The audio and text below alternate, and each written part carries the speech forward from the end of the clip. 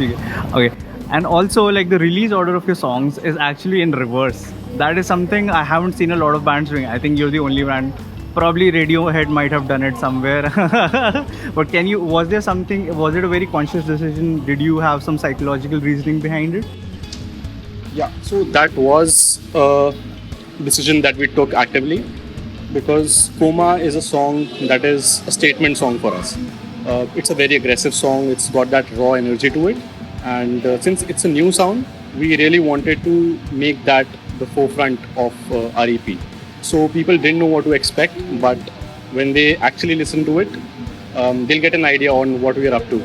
So yeah, that was a conscious decision to release Coma first. Then, in terms of the narrative, Featherweight comes next, and that was our second release. And if I talk about the narrative, it's more introspective in nature. It's more emotional compared to Coma.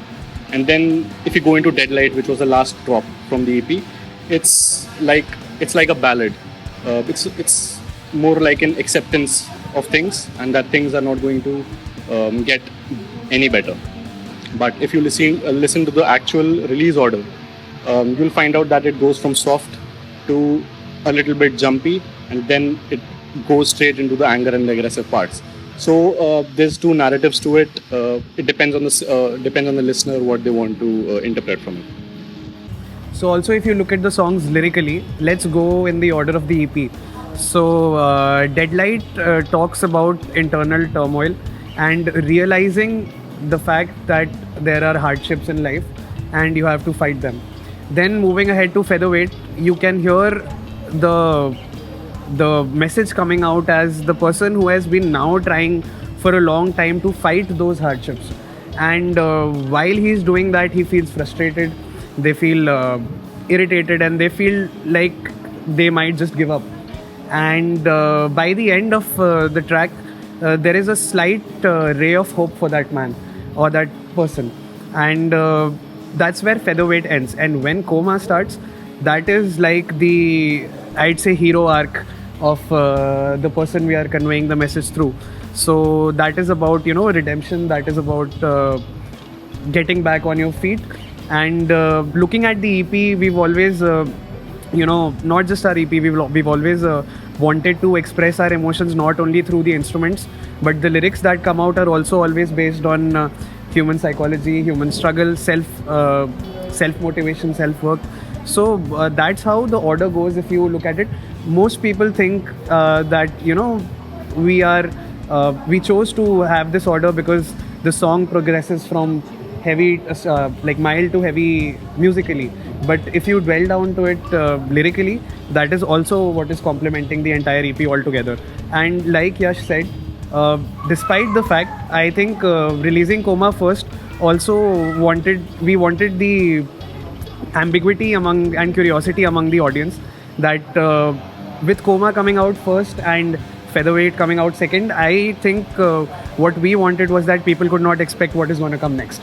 So I think we were pretty successful doing that, the kind of feedback and compliments we got about the EP. So yeah, so if you think about it that way, it makes a bit more sense lyrically as well.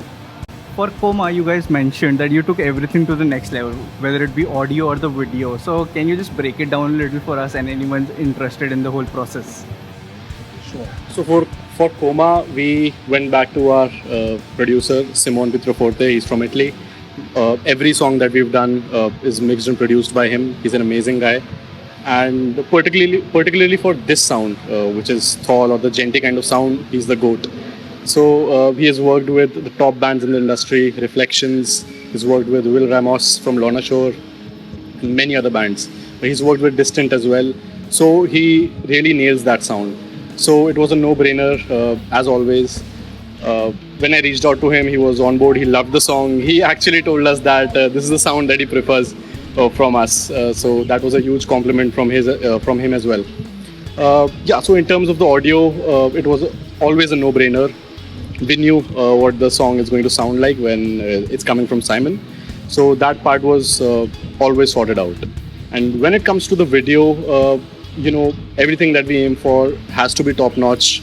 we take our things way too seriously, and that's why that can also explain the amount of time it took to get the new releases out. So the video is done by Kushagra Nautiyal from Red Alpha Productions. He's also done a ton of videos for Bloodywood as well, and many other bands from the Delhi scene. And his work is just amazing. He has a great eye for visuals, and yeah, I think he really helped us bring our vision to life. We scouted a lot of places in and around Delhi. Finally, logged into a place. Kushagra was a video guy. Went to the place. I explained my vision to Kushagra. So we were texting for a lot of months before our actual shoot days. So he completely understood the brief. He gave us new ideas. On the day of the shoot, I had my own ideas as well. So different kinds of ideas. We talked about it throughout the shoot. And the execution, I think, was pretty amazing. We got exactly what we wanted. I always had a theme in my mind because the song is so aggressive. It's got a very raw energy. I wanted it to have a monochromatic sort of a look to it. So you'll see shades of black, grey, white, and red. So that was my idea behind it. The guys are always very supportive of what kind of ideas that I have and the vision that I have. And it's always amazing to have such a nice group of people who support your vision and add to it. They add to it very well as well. So yeah, that was the idea behind the video. Yeah, I think that's pretty much it. Yeah, adding to that, actually, I remember before we even started, visualizing what the video or the outcome is going to be like. I remember Yash sharing his vision with me, and I instantly got super excited. And then we after discussing it mutually among ourselves, we took it forward with Rishabh and Sahil, and I think it was just a matter of seconds that everyone was on board.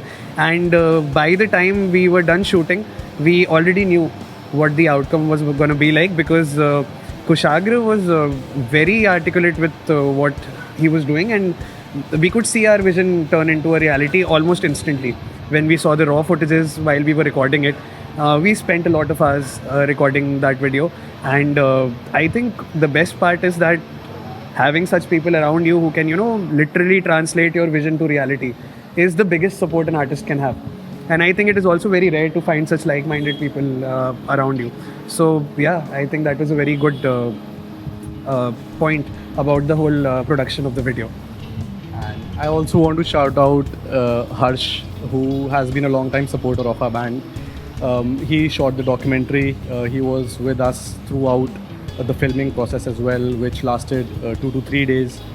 He helped us with the shoot while also filming the documentary. He helped us with care, operations. He was around for the entire 2 or 3 days. And yeah, just appreciation for that man who was a huge backbone during that time. Even beyond the music video, he was there assisting us throughout our set at Outreach Festival in Delhi as well. So yeah, great guy, like a good friend and a very good guy.